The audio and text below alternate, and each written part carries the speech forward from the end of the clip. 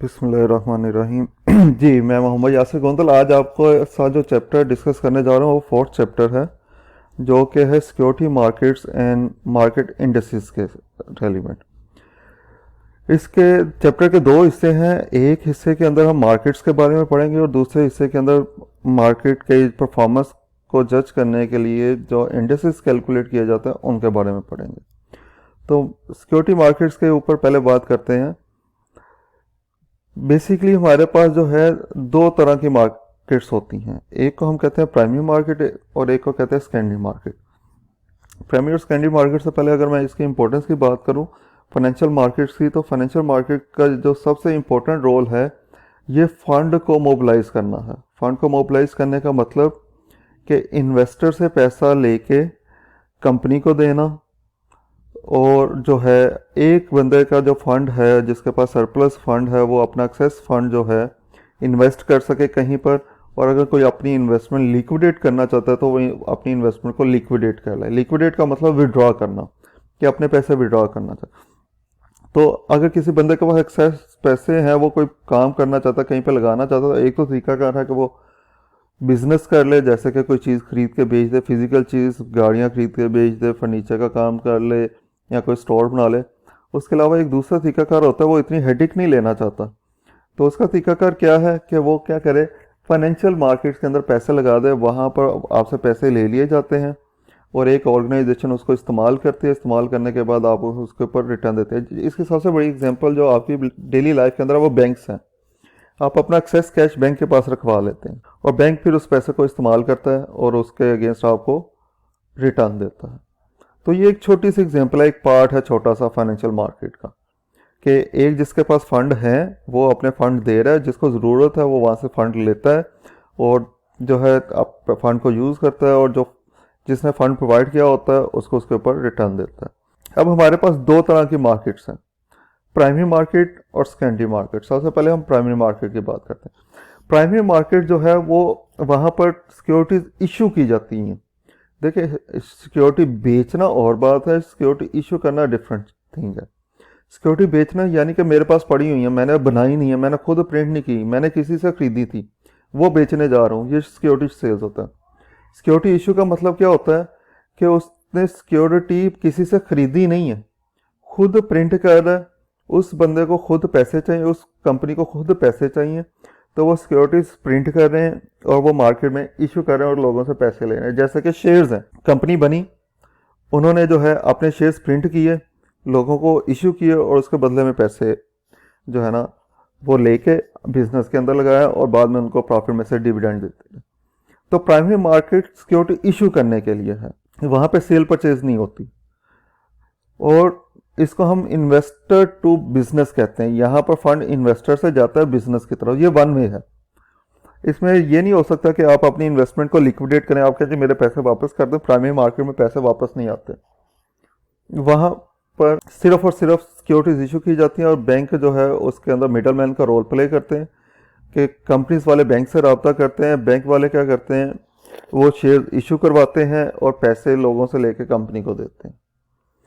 और यहाँ पर जो कंपनी, कोई भी कंपनी जो नई बनती है, सबसे पहले वो जो शेयर्स इशू करती है फर्स्ट टाइम अपनी लाइफ के अंदर, कंपनी जो फर्स्ट टाइम शेयर इशू करती है उसको हम कहते हैं इनिशियल पब्लिक ऑफर, आईपीओ भी कहा जाता है उसको, ठीक है। इनिशियल पब्लिक ऑफर या आईपीओ, ये जब कंपनी स्टेब्लिश होती है उस वक्त किया जाता है। और अगर कंपनी बन चुकी है, उसने पहले शेयर इशू किए हुए हैं, चल रही है, ऑपरेशन में है, उसको फिर पैसों की जरूरत पेश आई, उसने फिर जो है शेयर्स प्रिंट करके इशू किए, तो सेकंड टाइम या थर्ड टाइम या फोर्थ टाइम जो शेयर इशू किया जाता है उसको हम सीजनड इशू कहते हैं। जो फर्स्ट टाइम इशू किया जाएंगे कंपनी बनते वक्त वो आईपीओस, और जो कंपनी बनने के बाद ऑपरेशंस के दौरान इशू किए जाएं उनको हम सीजन्स ऑफर कहते हैं। एक ये चार्ट बना हुआ है नीचे छोटा सा, अगर देखें, सेल ऑफ न्यू सिक्योरिटी, कौन सी सिक्योरिटी, सीजन्स या आईपीओ, और उसको हम कैसे इशू कर सकते हैं, इन्वेस्टमेंट बैंक के थ्रू। और इन्वेस्टर बैंक अगर अकेला कर रहा है तो ठीक है, अगर एक से ज़्यादा बैंक मिलकर ये काम कर रहे हैं तो उनको हम सिंडिकेट्स कहते हैं, बैंकों का सिंडिकेट्स, बैंकर्स सिंडिकेट कहते हैं उसको। अकेला बैंक कर रहा है तो इन्वेस्टमेंट बैंक है, अगर वो एक से ज़्यादा बैंक मिलकर ये फैसिलिटी दे रहे हैं और जो है शेयर इशू करने की, तो वो फिर इन्वेस्टमेंट बैंकर्स सिंडिकेट कहलाता है। जैसे कि एक कंपनी ने शेयर इशू करने हैं तो उसने HBL से, UBL से, MCB से, तीनों को मिलाकर तीनों की सर्विसेज ली हैं शेयर इशू करने के लिए, तो ये सिंडिकेट कहलाएगा। अगर सिर्फ एक से इशू करवा रहा है तो वो सिंडिकेट नहीं होगा, वो इन्वेस्टमेंट बैंक होगा। उसके बाद अगर हम बात करें IPOs के ऊपर, डिटेल जो है ये लिखा हुआ है कि किसने कब इशू किया, हमने इसकी तरफ नहीं जाना, इतना हमें इस तरफ नहीं जाना। हाँ जी, इन्वेस्टमेंट बैंकर। इन्वेस्टमेंट बैंकर क्या होते हैं? ये स्पेशलाइज्ड फर्म होती हैं जो कि स्टेट बैंक से, SECP से अप्रूव्ड होते हैं, और ये फैसिलिटेट करते हैं कंपनीज को शेयर इशू करने में। और इनका एक टिपिकल फंक्शन होता है, वो है अंडर राइटिंग का। अंडर राइटिंग क्या होती है? अंडर राइटिंग एक कॉन्ट्रैक्ट है बिटवीन इशूअर, सिक्योरिटी इशूअर और इन्वेस्टमेंट बैंकर। सिक्योरिटी इशूअर क्या करता है? गारंटी जब मांगता है बैंक से कि आप गारंटी दें कि हमारे जो है शेयर सारे के सारे आप बिकवा देंगे, तो बैंक कहता है ठीक है, हमारे पास अंडर राइटिंग एग्रीमेंट कर लें। अंडर राइटिंग एग्रीमेंट के अंदर बैंक गारंटी दे देता है कि हम आपके शेयर्स बिकवाएंगे, अगर नहीं बिकेंगे तो हम खुद खरीद लेंगे। इसकी वो चार्जेस ज़्यादा लेता है, तो इसके अंदर वो चार्जेस ज़्यादा लेता है बैंक जो है कंपनी से, मगर कंपनी को ज़्यादा चार्जेस पे करने के अगेंस्ट एक श्योरिटी मिल जाती है कि उनके सारे के सारे शेयर्स क्या हो जाएंगे? बिक जाएंगे। अगर नहीं बिकेंगे तो बैंक खुद खरीद देगा। तो जो कॉन्ट्रैक्ट हो रहा है दोनों पार्टीज के दरमियान, उसको अंडर राइटिंग कॉन्ट्रैक्ट कहते हैं। जो गारंटी दे रहा है उसको अंडर राइटर कहते हैं। तो इन्वेस्टमेंट बैंक अंडर राइटर का फंक्शन भी परफॉर्म करते हैं जी। उसके बाद अगर हम बात करें अंडर राइटिंग के अंदर जो है द प्रोसेस बाय विच, ये हमने बात कर ली है अंडर राइटिंग के ऊपर। इन्वेस्टमेंट बैंक सिंडिकेट के ऊपर भी बात कर लिया कि इन्वेस्टमेंट बैंक सिंडिकेट्स क्या होते हैं और वो कैसे सिक्योरिटीज इशू करते हैं। वो कंपनी वाले क्या करते हैं? प्रॉस्पेक्टस प्रिंट करके इनको देते हैं। प्रॉस्पेक्टस जिसके अंदर उन्होंने अपना प्रपोजल लिखा होता है, बिजनेस प्लान्स लिखे होते हैं, अपने बिजनेस का प्रोफाइल लिखा होता है कि वो फ्यूचर में बिजनेस कैसे करेंगे। ठीक है, उस प्रॉस्पेक्टस में एक फॉर्म होता है जो फिल करके पैसों के साथ कंपनीज जो है बैंक में जमा करवा देती है। एक चीज़ यहाँ पे याद रखें, जो बैंक है या इन्वेस्टमेंट बैंक है वो सिर्फ और सिर्फ पैसे कलेक्ट करता है जनरल पब्लिक से, प्रॉस्पेक्टस इश्यू करता है और उसके बदले में उनसे पैसे कलेक्ट करता है और वो पैसे कलेक्ट करके कंपनी को दे देता है। अब शेयर्स देना इन्वेस्टमेंट बैंक की जिम्मेदारी नहीं है, शेयर इश्यू करना कंपनी की जिम्मेदारी है जिसके बिहार पर वो पैसे कलेक्ट कर रहा था। आप बैंक को ब्लेम नहीं कर सकते कि हमें शेयर्स नहीं मिले। आपने अगर शेयर्स नहीं मिलते आपको पैसों के एवज, तो आप कंपनी पे केस करेंगे या कंपनी से रजू करेंगे। आप इन्वेस्टमेंट बैंक से रब्ता नहीं करेंगे, उनकी जिम्मेदारी नहीं है। वो तो एक मिडल मैन का रोल प्ले करें, एक कह लें उनके एजेंट का रोल प्ले करें जिसने के पैसे इकट्ठे करके देने। और ज़रूरी नहीं है कि आपने प्रॉस्पेक्टस लिया, फॉर्म फिल करके पैसे जमा करवा दिए तो आपको जो है शेयर्स मिल जाएंगे, ये गारंटी नहीं होती। ठीक है, अगर शेयर्स मिलेंगे तो ठीक, अगर शेयर्स ना मिलेंगे तो आपके पैसे वापस कर दिए जाएंगे। पैसे डूबते नहीं है, इसमें फ्रॉड नहीं होता। अब किन लोगों को पैसे वो शेयर्स मिलते हैं और किन को नहीं मिलते, इसके अंदर वो कोई बायसनेस नहीं है कि कुछ लोगों को पसंद है, वो देखते हैं ये लोग बंदा ठीक है इसको दे देते हैं, ये बंदा ठीक नहीं है इसको नहीं देने। इसके अंदर तरीकाकार होता है कि कंपनी जब इशू करती है तो उसकी कोशिश होती है कि सबसे पहले उन इन्वेस्टर्स को शेयर इशू किए जाए जिन्होंने मिनिमम नंबर ऑफ शेयर्स के लिए अप्लाई किया हुआ है, कम से कम शेयर्स के लिए अप्लाई किया हो, पहले उनको दिए जाते हैं। फिर उसके बाद सेकंड मिनिमम जिन्होंने अप्लाई किया होता है, फिर थर्ड मिनिमम जिन्होंने अप्लाई किया होता है। और अगर कहीं पे ऐसा हो कि लेट्स सपोज मैं कहता हूँ जी सबसे कम जिन्होंने अप्लाई किया था उन लोगों को देखा जाए तो उन्होंने 1 लाख शेयर्स के लिए अप्लाई किया था और कंपनी ने इशू करने थे सिर्फ 50,000 शेयर्स। अब पहले ही स्टेज के ऊपर इशू आ गया कि मिनिमम वालों की लिस्ट बनाई कि कम से कम शेयर्स के लिए किन्होंने अप्लाई किया, तो उनको जब टोटल किया गया तो वो एप्लीकेशंस बनती हैं 1 लाख शेयर्स, मगर कंपनी ने इशू करने सिर्फ 50,000 शेयर्स। तो फिर उनमें बैलेटिंग करवाई जाती है, बैलेटिंग की जाती है और जिनका उन बैलेटिंग के अंदर नाम आ जाता है उनको शेयर्स दे दिए जाते हैं, बाकी सबको जो है पैसे वापस कर दिए जाते हैं। तो ये एक प्रोसीजर है जो है इन्वेस्टमेंट बैंक के थ्रू शेयर इशू करने का। एक दूसरा तरीकाकार होता है प्रॉस्पेक्टस के बगैर, उसको हम कहते हैं ऑटोमेटिक सेल्फ रजिस्ट्रेशन। इसमें प्रॉस्पेक्टस इशू नहीं की जाती। ठीक है, आमतौर पर जो बहुत अच्छी कंपनीज हो जिनका ट्रैक रिकॉर्ड बहुत अच्छा हो तो वो क्या करते हैं, SECP से security exchange and commission of Pakistan SCCP, security exchange commission of Pakistan से परमिशन के तहत एक सिंपल फॉर्म 1 पेजर कंपनीज वो बैंक्स में रखवा देते हैं, वो उसको फॉर्म को फिल करके जमा करवा देते हैं और उसकी बेस पे जो है आगे इशू कर दिया जाता है। ये सिक्योरिटी इशू का अगर किसी को बहुत जल्दी हो, कंपनी को पैसे बहुत जल्दी चाहिए हो और वो शेयर इशू करना चाह रही है, तो वो उसके लिए जो है ऑटोमेटिक सेल्फ रजिस्ट्रेशन की परमिशन ले सकते हैं। उसके बाद ये भी प्राइमरी मार्केट के अंदर ही सब कुछ चल रहा है। पहला था प्रॉस्पेक्टस के थ्रू, दूसरा था शेल्फ रजिस्ट्रेशन, अब ये तीसरा है प्राइवेट प्लेसमेंट। प्राइवेट प्लेसमेंट के अंदर आपको जो है इन्वेस्टमेंट बैंकर्स के पास नहीं जाना पड़ता। उसके अंदर आप क्या करते हैं, न्यूली जो सिक्योरिटीज आप इशू करते हैं इसके लिए फाइनेंशियल इंस्टीट्यूट्स के पास जाते हैं, इन्वेस्टमेंट कंपनीज के पास जाते हैं। जैसे इंश्योरेंस वाले लोगों को इंश्योरेंस करते हैं, उस पैसे को आगे इन्वेस्ट करते हैं। तो वो इन्वेस्ट कहाँ पर करते हैं, बहुत से जगह पर इन्वेस्ट करते हैं, जिनमें से एक ऑप्शन उनके पास शेयर्स भी होती है कि वो शेयर्स में इन्वेस्ट करते हैं। तो आप इन इन्वेस्टमेंट कंपनीज के पास जाते हैं और उनको अपना प्लान शेयर करते हैं और अपने उनको जो है वो करने की कोशिश करते हैं, कायल करने की कोशिश करते हैं, कन्विंस करने की कोशिश करते हैं कि वो आपके शेयर्स खरीद लें। इसी तरह म्यूचुअल फंड कंपनीज होती हैं जो लोगों से पैसा लेके इन्वेस्ट करती हैं और उनको रिटर्न देती हैं। बैंक्स भी ये अक्सर जो है क्या करते हैं, अपना एक्सेस कैश जो है शेयर्स में इन्वेस्ट कर लेते हैं, शेयर्स वगैरह में। तो आप इस तरह के फाइनेंशियल इंस्टीट्यूट्स के पास जाती हैं कंपनीज और उनको अपना प्लान और अपने शेयर्स के बारे में बताते हैं और कहते हैं जी आप हमसे ये शेयर्स खरीद लें। अब इससे क्या हो जाता है, आपको जो है वो जो है अंडर राइटिंग सेव हो जाती है, आपकी कमीशन सेव हो जाती है, और दूसरी तरफ आपको जो है प्रेशर नहीं होता आपके ऊपर कि आपने अपनी कंपनी को रजिस्टर करवाना है स्टॉक चेंज के साथ। अदरवाइज आप अगर प्रॉस्पेक्टस के थ्रू इशू करें या शेल्फ रजिस्ट्रेशन से इशू करें अपने शेयर्स, तो कंपनी के ऊपर एक बाउंडेशन आ जाती है कि एक टाइम फ्रेम उनको दे दिया जाता है कि इस टाइम फ्रेम में आपने क्या करना है, अपने आप को स्टॉक चेंज पे रजिस्टर करवाना है। कि अगर किसी इन्वेस्टर को अपनी इन्वेस्टमेंट लिक्विडेट करनी है, अपने पैसे वापस चाहिए, तो वो क्या करे, स्टॉक चेंज के अंदर जाकर उनको बेच दे। जब आप प्राइवेट प्लेसमेंट करते हो तो इस तरह की तलवार आपके ऊपर नहीं लटक रही होती कंपनीज के ऊपर, तो इस तरह जो है सेव हो जाता है। इसी तरह जो इन्वेस्टमेंट कंपनीज की फीस भी सेव हो जाती है, क्योंकि इन्वेस्टमेंट कंपनी जब शेयर खरीदेगी ब्रोकर के थ्रू तो उसको वहाँ पे कमीशन पे करनी पड़ेगी। तो ये कुछ जो है दोनों के बेनिफिट्स होते हैं इसके अंदर। मगर इसका डिसएडवांटेजेस क्या होता है, इसके ऊपर इंटरेस्ट कॉस्ट आपको बहुत पड़ती है। तो ये यहाँ तक था सारे का सारा हमारा प्राइमरी मार्केट। प्राइमरी मार्केट के बाद हम बात करते हैं सेकेंडरी मार्केट के ऊपर। देखें, एक इन्वेस्टर ने प्राइमरी मार्केट से शेयर्स खरीद लिए, उसने पैसे लगा दिए वहाँ पर, उस वक्त उसके पास एक्सेस कैश था, मगर बाद में उसको कहीं पर पैसों की ज़रूरत पेश आई तो वो चाह रहा था कि अपने वो जो शेयर्स उसने खरीदे थे वो बेच दे।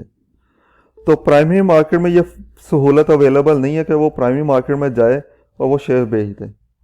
प्राइमरी मार्केट वाले कहते हैं जी हम तो एजेंट थे, हमें कंपनी ने अपॉइंट किया था कि ये चीज़ें हमारे बिहार पर पैसे कलेक्ट कर लें, तो हमने सिर्फ पैसे कलेक्ट किए हैं, यहाँ पर शेयर्स की ट्रेडिंग नहीं होती। तो उस सूरत में इन्वेस्टर क्या करे, इन्वेस्टर के लिए फिर उन्होंने कहा जी उसके लिए एक और मार्केट बना देते हैं जहाँ पर वो अपने ये शेयर्स किसी दूसरे बंदे को बेच दे, किसी दूसरे इन्वेस्टर। कंपनी वापस नहीं लेती शेयर, ये याद रखें। कंपनी सिर्फ जब बंद होगी उस वक्त शेयर्स को वापस खरीदेगी, अदरवाइज वो कंपनी जो है शेयर्स वापस नहीं खरीदती। अगर इसी तरह वो हर किसी के पैसे वापस करना शुरू कर दे और शेयर लेना शुरू कर दे तो कंपनी का तो बिजनेस बंद हो जाएगा, सारा कैपिटल निकल जाएगा। तो इसलिए कंपनी कहती है जी ये जो शेयर्स हैं आप किसी और बंदे को तलाश करें, कोई और मुर्गा फंसाओ तो उन्हें बेच दो। तो बहुत से मुर्गे जो है इस तरह वो कहाँ पर इकट्ठे मिलेंगे, उसके लिए उन्होंने एक मार्केट बनाई है जिसका क्या नाम है सेकेंडरी मार्केट। और इसकी सबसे बड़ी जो है एग्जांपल वो स्टॉक चेंज है, और ये आई टू आई होती है, यानी कि इन्वेस्टर टू इन्वेस्टर। एक इन्वेस्टर अपनी इन्वेस्टमेंट दूसरे इन्वेस्टर को बेच रहा होता है, और इसके अंदर आमतौर पर जो ट्रेडिंग का कॉन्सेप्ट है, जो बेचने वाला होता है आमतौर पर उसके जहन में होता है कि प्राइसेस ओवर प्राइस हो गई हैं, शेयर की ज़्यादा हो चुकी हैं, अब ये नीचे आएंगी, तो वो इसलिए बेचने की तरफ चला जाता है कि नीचे ना आ जाए। खरीदने वाला इसलिए खरीदता है कि उसकी कैलकुलेशन के मुताबिक प्राइसेस अब जो है और भी और ऊपर जानी है, तो इसलिए वो उन शेयर्स को खरीदने के लिए तैयार हो जाता है। तो वहाँ पर बाइंग एंड सेलिंग चलती रहती है, तो इन्वेस्टर मिल जाते हैं वहाँ पर आपको सेकेंडरी मार्केट के अंदर एक इन्वेस्टर अपने शेयर्स दूसरे इन्वेस्टर को बेचता है। इसके बाद अगर हम बात करें तो हमारे पास कौन कौन सी स्टॉक चेंजेस हैं, यहाँ पे ये जो स्टॉक चेंजेस लिखी हुई हैं ये यूएसए की हैं, यूनाइटेड स्टेट ऑफ अमेरिका, क्योंकि ये बुक अमेरिकन राइटर्स की हैं और मोस्टली बुक जितनी भी अच्छी बुक्स हैं स्टॉक चेंज से रेलिवेंट वो सारी की सारी अमेरिकन राइटर्स। तो ये यहाँ पर जो है जो भी टाइप्स ऑफ सिक्योरिटीज़ और उसके जो है आगे मार्केट का स्कैंडी मार्केट का नाम लिखा हुआ है, ये सारी की सारी जो है अमेरिका के अंदर। न्यूयॉर्क स्टॉक चेंज, नेस्डैक या बैट्स, ये तीनों अमेरिकन स्टॉक चेंज है और यहाँ पर जो है ट्रेडिंग की जाती है। और एक ओवर द काउंटर मार्केट है वहाँ पर। इसी तरह बॉन्ड्स के लिए जो है बॉन्ड मार्केट है, पुट एंड कॉल और फ्यूचर कॉन्ट्रैक्ट्स ये डेरिवेटिव्स होते हैं, इनके लिए अलग मार्केट है। हम इनको बारे में थोड़ा सा पढ़ लेते हैं, फिर उसके बाद मैं पाकिस्तानी मार्केट के बारे में बताऊंगा, पाकिस्तान में स्कैंडी मार्केट के बारे में। जो भी कोई कंपनी पब्लिक लिमिटेड कंपनी बनती है उसके लिए मस्ट है कि वो अपने आप को लिस्ट करवाए स्टॉक एक्सचेंज के ऊपर। लिस्टेड में और रजिस्ट्रेशन में फ़र्क है बच्चों। रजिस्ट्रेशन का मतलब है आप अपनी कंपनी को रजिस्टर करवा रहे हैं और इजाज़त ले रहे हैं कि हम काम कर सकते हैं, और ये आप कंपनी हाउस के साथ करते हैं या कंपनी रजिस्ट्रार के साथ करते हैं। ये एक अलग गवर्नमेंट का डिपार्टमेंट है जिसके पास जाके आप अपनी कंपनी रजिस्टर करवाते हैं कि हम ये काम करना चाहते हैं, हमारी कंपनी रजिस्टर कर दें। लिस्टेड का मतलब है कि आप अपनी कंपनी को रजिस्टर करवाने के बाद स्टॉक एक्सचेंज पे लिस्ट करवाते हैं कि आपके शेयर्स की वहाँ पे ट्रेडिंग हो सके, बाइंग एंड सेलिंग हो सके, ताकि इन्वेस्टर जो है अपने शेयर्स अगर उनको बेचने हो तो वो वहाँ पर बेच सकें। तो अगर लिस्टेड का वर्ड यूज़ होगा कंपनीज के लिए तो वो लिंक करेगा स्टॉक एक्सचेंज से। अगर रजिस्टर्ड का वर्ड यूज़ होगा तो वो गवर्नमेंट के साथ होगा और उसमें जो है कंपनी बनाने के और चलाने की इजाज़त होगी। अब स्टॉक एक्सचेंज के ऊपर अगर आपने ट्रेडिंग करनी है तो वहाँ पर आपको एक बंदे से जो है वो लाजमी मिलना पड़ेगा और उसके पास अपना अकाउंट ओपन करवाना पड़ेगा, वो है ब्रोकर। जब तक आप ब्रोकर के पास अकाउंट ओपन नहीं करवाएंगे आप वहाँ पर ट्रेडिंग नहीं कर सकते। और ब्रोकर दोनों का रिप्रेजेंटेटिव होता है, बायर का भी और सेलर का भी, दोनों की तरफ से। जैसे प्रॉपर्टी डीलर होते हैं ना, मकान खरीदने वाले की तरफ से भी वही होता है, बेचने वाले की भी तरफ से भी वही होता है, दोनों के दरमियान डीलिंग करवा रहा होता है। इसी तरह स्टॉक चेन में भी ब्रोकर होता है जो बायर और सेलर्स के दरमियान डीलिंग करवाता है, ट्रांजैक्शन करवाता है और उसके अगेंस्ट अपनी कमीशन रिसीव करता है। इसके बगैर आप स्टॉक चेन में ट्रेडिंग नहीं कर सकते। अब स्टॉक चेंज में सबसे पुरानी स्टॉक चेंज की अगर बात करें तो हमारे पास न्यूयॉर्क स्टॉक चेंज है अमेरिका की, जो 1792 के अंदर स्टैब्लिश हुई, सबसे पुरानी। ये मैनुअल होती थी। मैनुअल का मतलब है फिजिकल होती थी। फिजिकल का मतलब है कि वहां पर इन्वेस्टर को फिजिकली प्रेजेंट होना पड़ता था, वहां पर वो जाता था अपने पैसे लेके, या पैसे ब्रोकर के पास भी होते थे तो वो वहां पर जाता था और वहां पर जाकर उसी वक्त जो है देखता था कौन से शेयर खरीदने हैं, कौन से बेचने हैं, और वहां पर खड़े होकर खुद जो है इन्वॉल्व होता था ट्रेडिंग। मगर उसके बाद जो है ये तमाम स्टॉक चेंजेस जो है न्यूयॉर्क स्टॉक चेंज और बाकी भी जो है कंप्यूटराइज हो गई, और वहाँ पर जो सॉफ्टवेयर यूज़ किया जाता है उसका नाम है ECN, इलेक्ट्रॉनिक कम्युनिकेशन नेटवर्क। वहाँ पर जो है यूज़ किया जाता है और अब इसके तहत आप इन्वेस्टर को वहाँ पर फिजिकल अपेयरेंस इन्वेस्टर की ज़रूरत नहीं है, और चाहे वो स्टॉक चेंज विजिट भी ना करे फॉर मैनी ईयर्स, वो अपने घर बैठे अपने लैपटॉप से, अपने मोबाइल से, अपने सिस्टम से बाइंग एंड सेलिंग कर सकता है इस सॉफ्टवेयर के ऊपर। ये सॉफ्टवेयर के ऊपर उसका लॉगिन वगैरह बन जाता है, वो लॉगिन करता है तो उसको पता चल जाता है उसके पास कितना कैश है, उसके पास कितने शेयर्स हैं, कौन कौन सी कंपनी के शेयर्स हैं। वो ट्रेडिंग स्क्रीन देख सकता है कि कौन से शेयर्स की क्या प्राइस चल रही है और किसी ने बेचने के लिए लगाए हुए हैं कि नहीं लगाए हुए, किसी ने खरीदने के लिए लगाए हुए हैं कि नहीं लगाए हुए। ये सॉफ्टवेयर उसको हेल्प आउट कर देता है वहाँ पर। अब इसका ये मतलब नहीं है कि इसमें ब्रोकर का रोल खत्म हो गया, ब्रोकर का रोल वही है। आप ब्रोकर के थ्रू ही इसके ऊपर अकाउंट बना सकते हैं, और ब्रोकर के पास ही आपको जो शो हो रहा है कि आपके पास कितना कैश है वो ब्रोकर के पास ही पड़ा होता है आपका। तो ब्रोकर के बगैर आप नहीं चल सकते। न्यूयॉर्क स्टॉक एक्सचेंज के ऊपर या किसी भी स्टॉक एक्सचेंज, सिर्फ न्यूयॉर्क नहीं दुनिया में किसी भी स्टॉक एक्सचेंज के ऊपर आपने अगर ट्रांजैक्शन करनी है तो आप जब शेयर्स बाय या सेल करते हैं तो आप ब्लॉक्स की शक्ल में करते हैं। ब्लॉक्स का मतलब है, ब्लॉक्स भी कहा जाता है और लॉट्स भी कहा जाता है।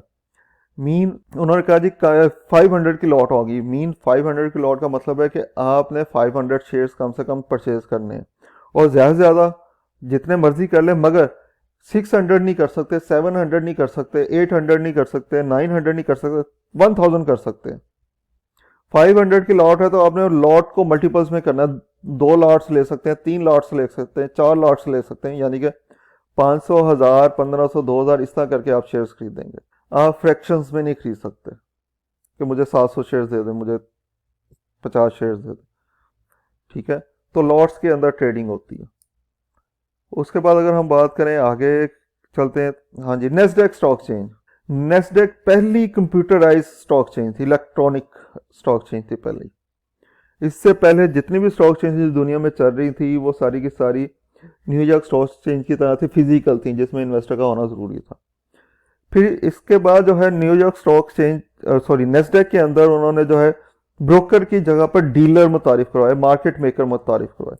अब डीलर में और ब्रोकर में क्या फ़र्क है? ब्रोकर सिर्फ और सिर्फ ट्रांजैक्शंस करवाता है, बाइंग एंड सेलिंग की, दो बंदों के दरमियान डीलिंग करवाता है, उनके दरमियान जो है बाइंग एंड सेलिंग का एग्रीमेंट करवाता है और अपनी कमीशन लेता है। जबकि मार्केट मेकर इससे एक स्टेप आगे है, वो क्या करता है, खुद भी बाइंग एंड सेलिंग में इन्वॉल्व हो जाता है मार्केट को स्टेबल करने के लिए, मार्केट बनाने के लिए।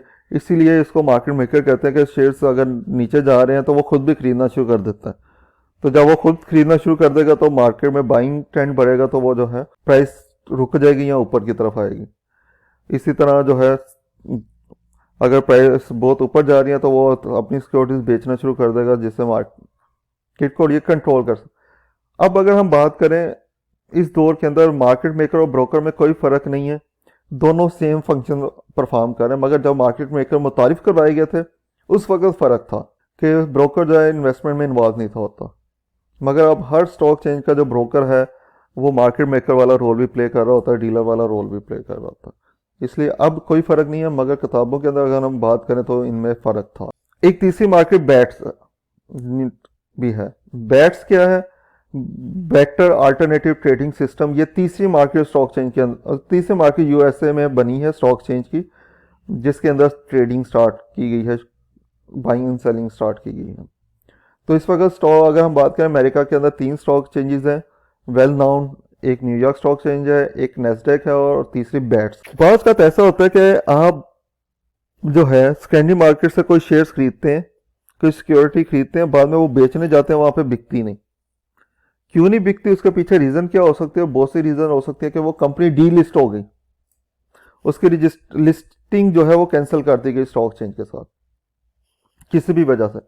और ये कोई बड़ी बात नहीं है, डी लिस्ट री लिस्ट होती रहती है कंपनी। या फिर आपने प्राइमरी मार्केट से शेयर्स खरीदे थे, वो आपने सेकेंडरी मार्केट के अंदर बेचने गए तो पता चला अभी वो सेकेंडरी मार्केट में कंपनी लिस्टेड ही नहीं हुई, तो हम बेचना चाहते हैं, हमें पैसों की जरूरत है। तो उसके लिए एक तीसरी मार्केट डिजाइन की गई है, उसको हम ओवर द काउंटर मार्केट का। इसमें वो शेयर्स ट्रेड होते हैं जो कि आपके स्टॉक चेंज पे किसी वजह से ट्रेड ना हो रहे हो। अब ऐसा नहीं है कि आप स्टॉक चेंज पे बेचने गए, वहां पे बिके नहीं तो ओटीसी में आ जाए, नहीं, उसके कुछ रीजन है कि वो कंपनी वहां पे अभी लिस्टेड नहीं है या डी लिस्ट है या अभी लिस्टिंग के प्रोसेस में है, तो इसलिए वहां पे नहीं बिक सकते। तो आप ओवर द काउंटर में आके उनको बेच देते हैं। यहाँ पर आमतौर पर आपको रेट कम मिलता है, आपको अच्छा रेट नहीं मिलता। और बात का ऐसा भी होता है कि पेनी स्टॉक होता है, एक पेनी पिंक शीट स्टॉक भी कहते हैं उसको, जिसको जो है वैल्यू इतनी कम हो जाती है, इतनी कम हो जाती है कि वो वैल्यू लेस हो जाते हैं और वहां पे कोई भी इन्वेस्टर उसकी तरफ नहीं आता, ना ही उसमें ट्रेडिंग हो रही होती है। तो वो भी फिर आप जो है ओवर द काउंटर मार्केट में आकर उनको सेल कर सकते हैं। तो ये टोटल 3 कैटेगरी की मार्केट है, 3 टाइप्स की मार्केट है, प्राइमरी मार्केट, सेकेंडरी मार्केट और ओवर द काउंटर मार्केट, जिसमें आप ट्रेडिंग करते हैं। ये तो थी तीनों की तीनों जो है मार्केट्स जो कि अमेरिका के थे। अगर हम पाकिस्तान की बात करें, पाकिस्तान में जो है पहले 3 स्टॉक चेंजेस हुआ करती थी, Pakistan Karachi stock change, Lahore stock change और इस्लामाबाद स्टॉक चेंज। और ये गारंटी लिमिटेड होती थी। गारंटी लिमिटेड के अंदर जो मालकान होते हैं वो स्टार्ट पे पैसे नहीं लगाते, वो जो है गारंटी देते हैं कि अगर ये डिफॉल्ट कर गई ऑर्गेनाइजेशन तो हम बाद में एक सर्टेन अमाउंट तक जो है कंट्रीब्यूट करेंगे लायबिलिटी पे करने के लिए। तो पहले ये गारंटी लिमिटेड होती थी पाकिस्तान की, जो तीनों स्टॉक चेंजेस हैं।